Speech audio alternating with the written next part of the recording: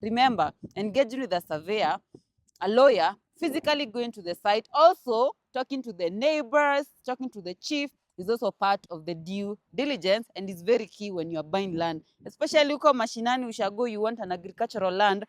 If you ask your neighbor, going to tell you all about the property, from who owned the property before you now, ilikuwa ya kaya fulani na fulani na fulani, up to you now. First off, you have to identify and physically go to the site visit where the property is.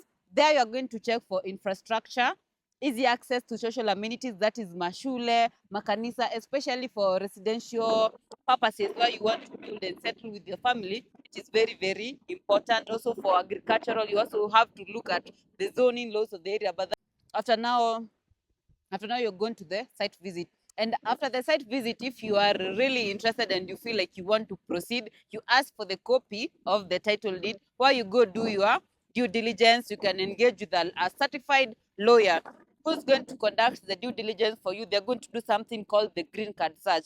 The green card search shows the history of the property that you want to buy, any encumbrances, disputes, the true owner, and the actual value of the property that you are buying.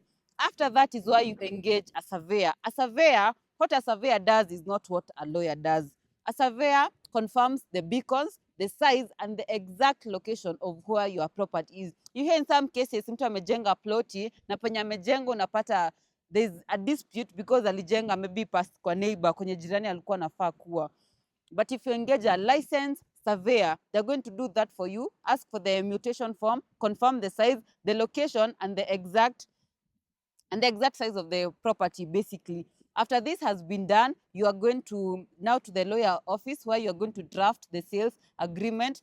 Here is where you make the initial deposit. Inaweza kuwa 20%, inaweza kuwa 50%, based on what you, the buyer and the seller, agree. After this, you make the initial deposit, and this is where now the seller goes to the board so that they can get the consent to selling the property. It does not take a lot of time for that to happen. After that, you now come back, you maybe finalize on the payment, you make the final deposit. After the final deposit is now where the actual transfer happens. And remember, during this entire process, you must be working hapa kwa hapa with your lawyer, because your lawyer makes sure that everything you do is diligent and as the law requires you to do when you are buying land. And after you make the final payment, now the transfer can now begin, can now commence, where the seller is going to transfer. Maybe alikuwa anaitwa John Njoroge na wewe unaitwa Catherine Kabage. Now from John Njoroge inakuwa transfer now to Catherine Kafage, and that is how you will have become a land owner. It's just as simple as that. So yeah, that is basically the entire process when it comes to buying property in Kenya. Bye bye, see you later.